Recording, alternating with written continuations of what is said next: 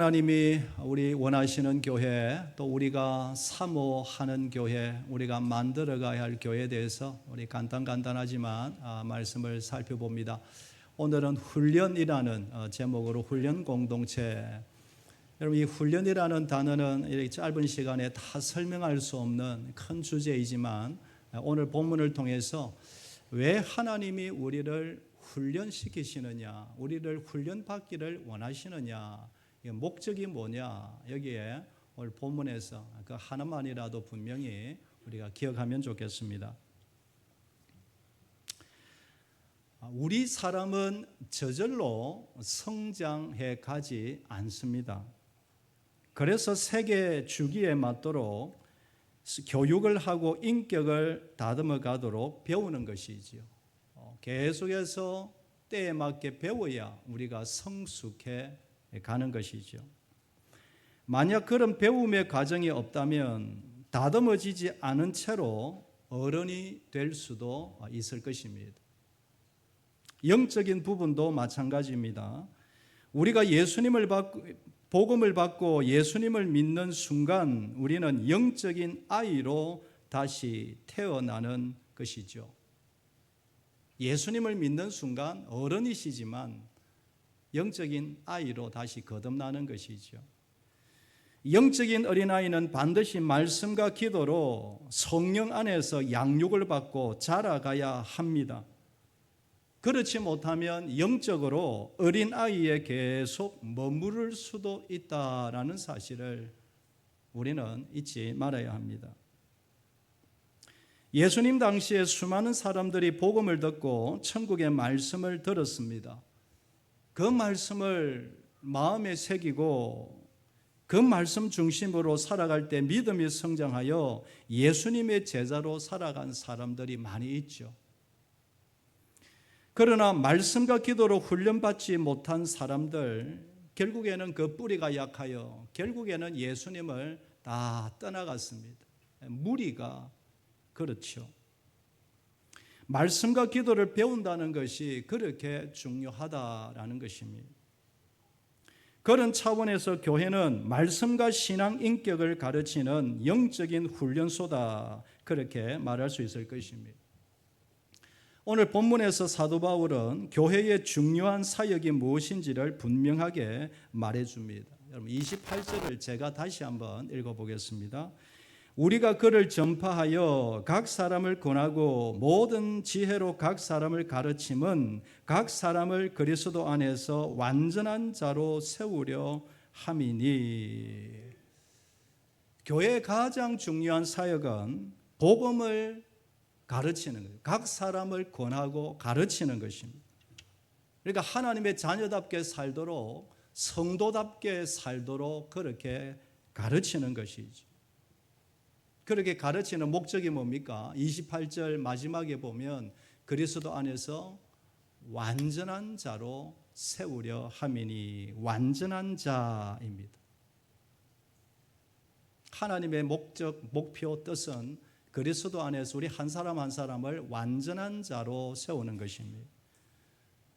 여러분, 이 완전한 자라고 할 때에 완벽한 것을 의미하지 않습니다. 완벽한 사람은 이 땅에 없습니다. 이 완전이라는 의미는 하나님의 뜻을 이루며 사는 자, 하나님의 목적대로 살아가는 자, 그를 완전한 자, 그렇게 말할 수 있을 것입니다. 여러분, 성경 두 군데를 찾아보겠는데 이 하나님의 뜻, 목적이 뭐냐 다시 한번 살펴보기를 원합니다. 여러분, 디모데후서 2장 2절 우리 다 같이 한번 읽어보겠습니다. 시작. 또 내가 많은 정인 앞에서 내게 들은 바를 충성된 사람들에게 부탁하라. 그들이 또 다른 사람을 가르칠 수 있으리라. 또 다른 사람을 가르칠 수 있으리라. 이게 우리를 향한 하나님의 분명한 뜻이고 목적이라는 것을 기억해야 합니다. 한 사람이 믿음이 성장하여 또 다른 사람들을 가르치는 것, 이것이 하나님 우리 부르신 목적이고 훈련의 방향입니다. 가르친다고 할 때에 앞에서 막 강의를 하고 이런 것만이 아닙니다. 먼저 믿은 사람이 믿음이 성숙하여 신앙이 든든히 서 있는 것을 보고 그를 따르는 후배들이 저 장로님, 집사님, 권사님 나도 저렇게 살아가야지. 그게 바로 다른 사람 가르치는 것이지. 많은 후배들이, 교회 온 새가족들이 나도 저런 모습을 따라 저렇게 신앙생활 해야지. 그것이 교회를 향한 하나님의 뜻이다라는 것이. 먼저 믿은 분들은 이런 차원에서 저나 우리 모두가 자신을 점검해 보아야 합니다. 특별히 직분자들은 이 부분에서 자신을 돌아보아야 합니다. 에베소서 4장 12절도 우리 다 같이 한번 읽어볼까요? 같이 읽겠습니다. 시작. 이는 성도를 온전하게 하여 봉사 일을 하게 하며 그리스도의 몸을 세우려 하심이라. 왜 말씀과 성령으로 기도를 가르쳐 온전한 자로 세우는 목적이 뭡니까? 하나님의 나라 교회에 봉사의 일을 하게 하며 그리스도의 몸을 세우려 하심이라. 하나님의 뜻이 뭡니까? 교회를 세우기 위함인 것이. 어린 새가족에서 점점 성장하여 크고 작은 교회의 기둥이 되어서 함께 교회를 함께 이루어가는 하나님의 장성한 일꾼들이 되기를 하나님은 원하시는 것이. 그래서 하나님은 예수를 믿어 구원받은 한 사람 한 사람을 향한 분명한 목적이 있습니다. 그 목적을 향하여, 방향을 향하여 모든 사람 예외 없이 훈련을 시켜 나가시는 것입니다. 여러분, 그러므로 교회의 중요한 사역은 성도들을 계속해서 권면하여 가르치는 사역입니다. 여러분, 28절을 우리 한 번 더 보시면 우리가 그를 전파하여 각 사람을 권하고 모든 지혜로 각 사람을 가르침은, 교회는 1차적으로 그를 전파하며, 예수님이죠. 복음이죠. 복음을 전하고 복음을 가르치는, 이것이 가장 중요한 1차적인 사명이죠. 그러나 여기서 멈추지 않습니다. 더 확대해서 말하면 교회는 복음의 총체적인 곳을 배우는 곳입니다. 가장 먼저 십자가 구원에 대해서 배웁니다. 그러나 십자가 구원만 배우는 것이 아니라 성경에 나타난 모든 것을 교회에서 배우는 것입니다. 가장 중요한 게 뭘까요? 하나님은 누구신가? 하나님은 어떤 분이신가? 안다고 해도 다 알 수 있는 게 아니죠. 늘 예를 듭니다만 개미가 스마트폰을 얼마나 알겠습니까? 스마트폰 위에 그냥 왔다 갔다 반짝거리네, 그 정도만 알죠. 하나님을 안다고 아는 게 아는 것입니다. 계속 알아가고 경험하고 배우는 것입니다. 또한 우리 사람이 누구인지를 배웁니다. 도대체 인생이 어디에서 와서 무엇을 하며 살다가 어디로 가는가? 여러분, 세상에 누가 그걸 가르쳐 줍니까? 저는 이때까지 아무도 그 대답을 해주는 사람 없었대요. 그래서 교회에서 배우는 것이죠. 말씀에 다 기록이 되어 있는 것이지. 세상이 어떤 곳인지를 배웁니다. 이 세상이 도대체 어떻게 시작되었으며 어떻게 흘러왔으며 이 세상 역사가 어디를 향하여 달려가고 있느냐, 누가 가르쳐 줄 수 있습니까? 어디서 배웁니까? 말씀에서 배웁니다. 교회에서 이것을 배우는 것입니다. 이 모든 복음의 총체적인 것들을 교회에서 가르침을 받고 배우는 것입니다. 본문을 보면 바울이 골로새 교회에 일어난 문제에 대해서 들었습니다. 어떤 사람이 예수의 복음으로 충분치 않다고 말합니다. 철학이 필요하다고 합니다. 전통이 필요하다고 합니다. 여러분, 단순한 문제지만 복잡한 문제입니다. 답이 없는 문제입니다. 전통을 이야기하고 철학을 이야기하면 답이 없습니다.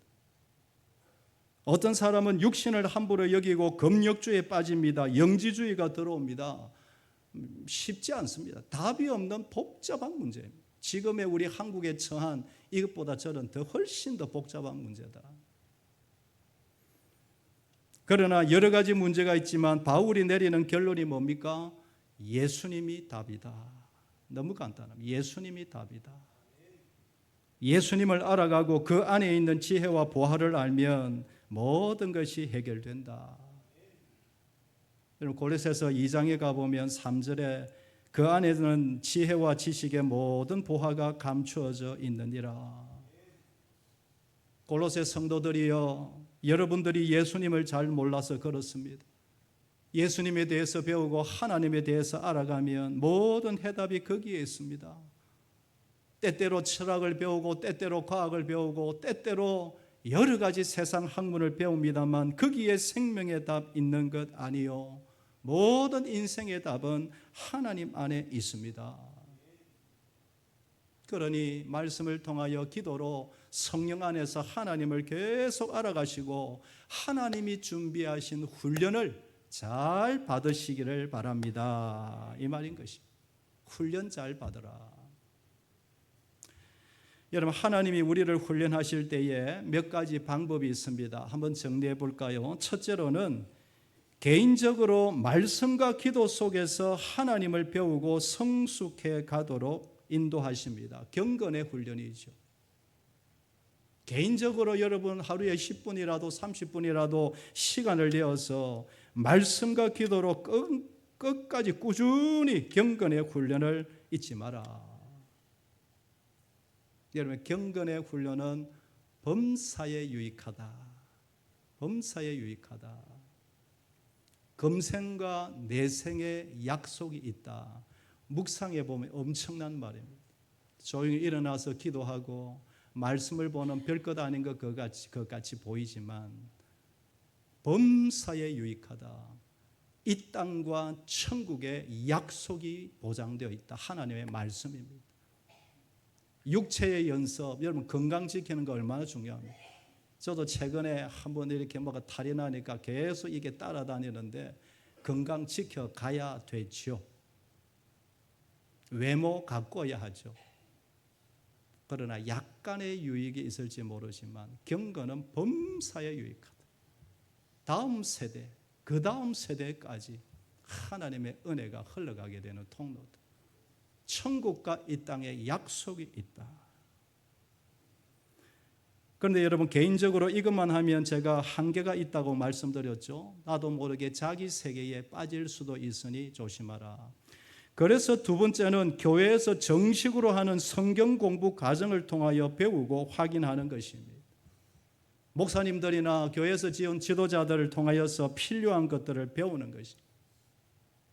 내가 정말 바로 알고 있는지, 바로 살고 있는지 점검을 하는 것입니다. 여러분 그동안 우리가 여러 가지 제자 훈련 프로그램이 그렇게 잘 못했습니다만은 어쨌든 지금부터 새롭게 시작합니다. 후반기부터 생명의 삶 공부반을 우리 성도님들에게 오픈하고자 합니다. 8월 달에 모집을 하고 8월 말부터 수요일 저녁에 2시간 정도 진행이 될 것입니다. 이 생명의 삶 과정은 올해 받으면 좋겠지. 꼭 올해가 아니더라도 올해, 내년, 2년, 3년 안에 모든 성도들이 받아야 하는 기초 과목입니다. 내년부터 새로운 분들이 우리 교회에 와서 신앙생활 하기 원할 때, 전도되어 할 때 생명의 삶 듣겠느뇨? 목장 들어오시겠습니까? 예수 영접을 통하여 구원의 은혜를 누리시겠습니까? 약속해야 제가 성도로 받을 거예요. 예수 믿는 게 그렇게 쉬운 거 아닙니다. 제가 그거를 내년부터는 생명 걸고 지킬 것입니다. 생명의 과정을 반드시 받으시라. 그래서 우리 은퇴하신 분들도 한번 도전하시면 좋겠습니다. 그래서 제가 오늘 기도하다가 우리 은퇴하신 분들이 들어오면 시험은 면제시켜 드려야 되겠다. 숙제도 면제시켜 드려야 되겠다. 그냥 와서 앉아있는 그 자체가 저에게 힘이 되고 우리 후배들에게 은혜가 되지 않겠느냐. 한번 도전해 보시기를 바랍니다. 어쨌든 이런 성경 공부 과정을 통해 계속해서 배워가고 훈련해 가야 하는 것입니다. 그리고 중요한 또 하나의 훈련 방법은 환경과 사람입니다. 하나님이 우리의 믿음을 성장시키실 때는 반드시 환경을 통해 훈련시키시고 사람들을 보내어서 우리를 다듬어 가신다는 것을 기억해야 합니다. 성경에 나오는 모든 하나님의 사람들, 믿음의 사람들은 모두가 하나님의 훈련을 받았습니다. 하나님의 훈련 받지 않은 사람 한 사람도 없습니다. 우리가 잘 아는 다윗은 어릴 때부터 10대 때부터 하나님 사랑하는 것을 스스로 배워갔죠. 참 신기하고 놀라운 일입니다. 여러분, 제가 다윗 그 말이 나와서 광고를 하나 드리면 영화가 하나 나왔습니다. 애니메이션인데 어른에게 너무 은혜가 되는 영화입니다. 어제도 100여 명이 넘는 우리 선생님들과 아이들이 보고 갔다 그러는데, 여러분 손자들, 우리 자녀들 데리고 꼭 이 영화를 한번 보시기를 바랍니다. 큰 은혜가 될 것입니다. 이 다윗은 아버지나 형들에게 인정받지 못하는 막내였지만 오히려 자기 혼자서 외로움 속에 하나님을 아는 기회로 삼았죠. 또 그가 왕이 되기까지 얼마나 십수년을 사울 왕으로부터 미움을 받고 얼마나 연단받고 훈련을 받습니까? 그러니 하나님을 다윗을 그렇게 좋아하실 수밖에 없었고 3000년이 지나도 그의 믿음이 우리에게 빛을 발하고 있는 것입니다. 요셉은 어릴 때 아버지의 그늘 밑에서 편하게 살았죠. 마냥 그렇게 채색옷만 살다가는 하나님의 뜻 이룬 사람 결코 될 수가 없죠. 하나님께 쓰임받기 위해 강한 훈련이 필요했습니다. 그 어린 나이에 죽음의 위기를 경험하고 노예 생활로 감옥에 들어가 결국에는 하나님 앞에 귀하게 쓰임받지 않습니까? 창세기 45장에 보면 벌벌 떨고 있는 형님 앞에서 형들이여 무서워하지 마시오. 나를 이 애굽 땅에 보내신 이는 다른 사람이 아니고 누가 보내셨다? 하나님이 보내셨어요. 여러분, 요셉은 나이가 30밖에 되지 않지만 역사가 열린 것입니다. 내가 왜 이 애굽 땅에 있느냐? 하나님이 이 70인의 애굽 우리의 가족뿐만 아니라 정조부와 조부와 부모님에게 약속하신 이스라엘을 살리기 위해서 나를 먼저 이 땅에 보내셨다. 역사의 눈이 열린 것입니다. 여러분, 이 외에도 모든 믿음의 사람들은 환경과 사람들을 통해 강한 훈련을 받았습니다. 여러분, 왜 하나님이 자기 백성들을 그렇게 훈련시키고 연단하실까요? 이유가 분명하죠. 하나님의 자녀답게 살도록. 쉽게 믿음 흔들리고 쉽게 교회를 떠나고 쉽게 그렇게 성경을 던져버리는 그런 나약한 인생 되지 않도록, 더 나아가서 하나님의 나라와 그의 의를 위하여 살아가는 제자들이 되도록, 여러분 이거 기억하십시오. 하나님의 일꾼들이 되도록. 왜 우리를 자꾸 연단시키시고 엎드리게 만들고 여호와의 이름을 부르게 만듭니까? 자신의 신앙만 겨우 유지하는 그런 나약한 믿음의 사람이 아니라 또 다른 사람을 가르치는 신실한 하나님의 동력자로 세우기 위해서. 할렐루야. 이게 눈이 열려야 합니다. 나에게도 눈이 열려야 하고 남편, 아내에게도 눈이 열려야 하고 자식들을 보면서도 이 눈이 열려야 하는 것입니다. 왜 우리를 자꾸 연단시키고 훈련시키실까요? 하나님의 일을 같이 하는 신실한 동력자로 세우기 위해서. 우리가 자녀들을 키우다 보면 자녀들의 성격이 부모님 눈에는 다 보이죠. 어떤 아이를 보면 참 다른 것은 좋은데 엉뚱하게 고집이 센 아이가 있을 수가 있죠. 저 고집이 꺾여야 하는데 저 고집 가지고 있으면 지 자신도 찌르고 옆 사람도 찌르고 나중에 어른이 되어서도 주변 사람들 힘들게 할 텐데 늘 그게 부모의 마음에는 걸리는 것 아닙니까? 그래서 야단을 치기도 하고 훈계를 하기도 하는 것이. 부모의 최고의 바람이 뭡니까? 여러분 저도 죄송하지만 아이를 키워보니 그냥 뭐 큰 것 아니어도 평범하게 소소하게 사랑하는 사람 만나 가정을 이루어서 그냥 믿음 안에서 사는 것. 여러분 그거 이상이 있습니다. 거기에 한 가지만 더 붙이면 저들만 좋다고 저들만 웃고 살아가는 그런 가정 아니고 또 다른 사람을 생각하며 한 사람이라도 영혼 살려 하나님을 기쁘시게 하는 그런 자식들 되면 좋겠다. 권세가 없어도 큰 물질의 그런 가정 아니어도 교회를 섬기며 목사님들을 귀하게 여기고 주의 종들을 선배들을 귀하게 여기고 한 가정이라도 전도하여 예수님께 데려오는 저 좋은 영적인 영향력을 끼치는 그런 가정 되면 좋겠다. 여러분, 이게 최고의 믿음의 부모의 바람 아니겠습니까? 우리 하나님도 우리를 향한 똑같은 마음을 가지고 계십니다. 우리를 계속 왜 훈련시키십니까? 나만 아니고 또 다른 사람을 가르칠 수 있는 자가 되었으면 좋겠다. 이 일을 위하여 여러분, 우리가 알든 모르든 우리를 계속해서 연단시키시고 훈련시키셔서 하나님이 이끌어 가신다는 거 여러분 잊지 말아야 합니다. 여러분, 두 군데를 한번 살펴보겠는데 하나님이 사랑하시면 그냥 두지 않으십니다. 여러분, 히브리서 12장 6절 우리 다 같이 한번 읽어볼까요? 같이 읽겠습니다. 주께서 그 사랑하시는 자를 징계하시고 그가 받아들이시는 아들마다 채찍질을 하심이라 하였으니. 사랑하면 징계하십니다. 여러분, 이 징계라는 말은 꼭 심판이라는 의미보다 사랑의 회초리, 채찍질, 사랑의 회초리 이 말이죠. 반드시 하나님이 훈련시키신다 이 말입니다. 사무엘하 7장 14절도 우리 다 같이 한번 읽어볼까요? 같이 읽겠습니다. 그는 내 이름을 위하여 집을 건축할 것이요 나는 그의 나라 왕위를 영원히 견고하게 하리라. 나는 그에게 아버지가 되고 그는 내게 아들이 되리니 그가 만일 죄를 범하면 내가 사람의 매와 인생의 채찍으로 징계하려니와. 다윗에게 말씀하시죠.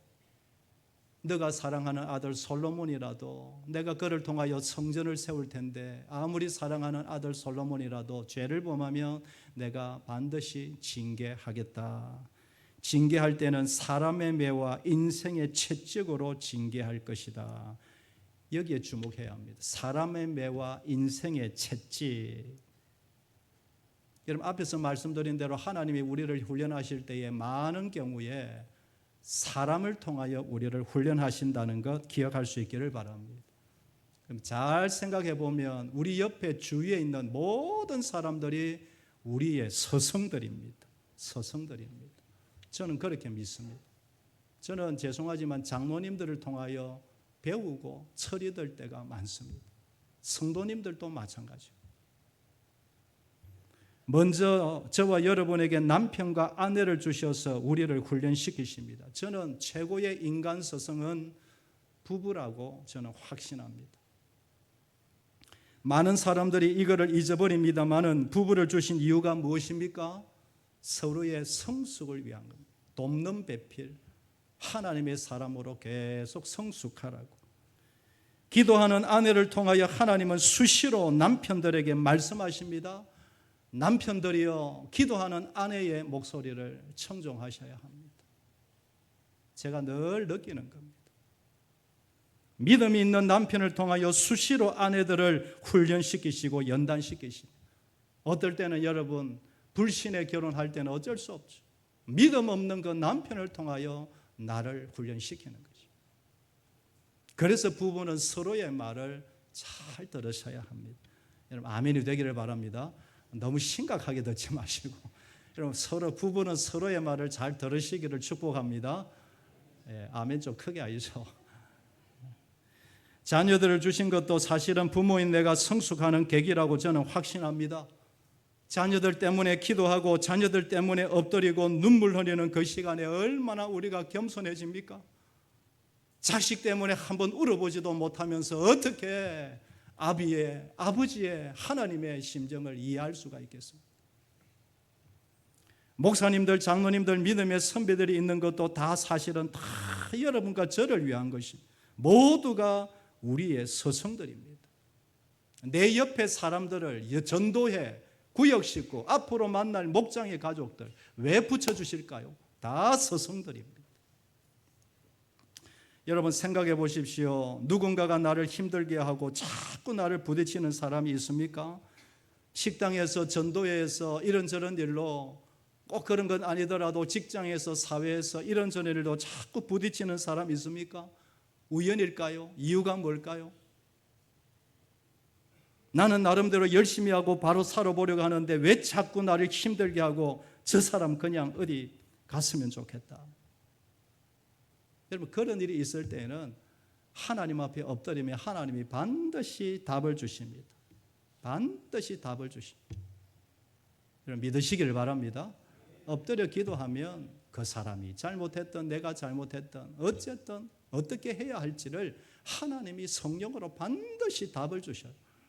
여러분, 모르시면 저한테 오시면 제가 알려드릴게요. 반드시 답을 주셔요. 믿음의 사람에게는 이유 없는 일이 없고 이유 없는 만남도 없는 것입니다. 지난 날들을 돌아보면 사건 하나하나가 모든 것이 나를 연단시키고 훈련시켜서 나를 여기까지 있게 하셨다. 그런 것들이 싫고 사람도 싫고 교회도 싫고 말씀도 싫어서 그냥 떠나버리고 놓아버리면 그는 영적으로 영원히 자라지 못해. 더 이상 성장은 멈추어버리는 것입니다. 깊이 생각해 보지도 않고 기도해 보지도 않고 나는 못합니다. 나는 안 됩니다. 저 사람 때문입니다. 이 사람 때문입니다. 그럼 여러분, 성장을 언제 하며 그 성장의 축복의 기회를 언제 우리가 가질 수 있겠느냐. 우리가 준비하는 목장 모임이 그런 차원에서 중요합니다. 믿음의 사람들을 통하여 하나님을 알아가고 믿음의 사람들과의 대화를 통해서 내 자신을 돌아보고 점검하고 믿음의 철이 드는 것이 모두가 우리의 서성들이다. 앞에 선 목사도 힘들 때가 있습니다. 어떨 때는 아무리 엎드려 기도해도 답이 보이지 않을 때가 있습니다. 그러면 여러분, 참 신기한 것은 선배들 찾아가고 동기 목사님들, 개척교회 목사님들 대화하다 보면 답이 나와요. 신기하지 않습니까? 이야기하다 보면 답이 나와요. 수시로 경험합니다. 우리가 정말 성장하기를 원한다면, 하나님의 손길을 경험하기를 원한다면 훈련의 기회를 놓치지 마시기를 주의 이름으로 축복합니다. 매일 경건의 시간을 10분이라도 20분이라도 놓치지 마시기를 바라고, 배움의 기회가 있으면 좀 힘이 들어도 참여하시기를 바라고, 무엇보다도 믿음의 사람들과의 교제를 멀리하지 마시고 가까이 하시기를 원합니다. 배움의 성장의 기회가 있을 때 그 기회를 빨리 받아 성숙에 가시기를 바랍니다. 그렇지 않으면 여러분, 하나님이 나를 직접 훈련시킬 때가 옵니다. 죄송한 말씀이지만 오늘 아침에 저에게 주신 음성, 내가 나를 올가며 내 스스로 훈련받지 않으면 하나님이 나를 직접 훈련시키시는데, 하나님이 직접 나를 훈련시키시면 그 강도가 좀 세다. 강도가 좀 세다. 말씀을 정리합니다. 사랑 여러분, 하나님 앞에서 어떤 모양으로든 훈련받는 것을 기뻐하시고 계속해서 성장의 기쁨을 누리시기를 주의 이름으로 축복합니다. 배움의 훈련의 기회에 잘 훈련받아서 목적이 뭡니까? 또 다른 사람을 가르칠 수 있으리라. 또 다른 사람을 진리의 길로 인도할 수 있으리라. 이 분명한 목적이 있다는 것. 이 하나님의 동역자가 되도록 우리의 삶에서 계속 훈련받기를 즐거워하시는 우리 모두가 되기를 주의 이름으로 축복합니다. 우리 찬양들이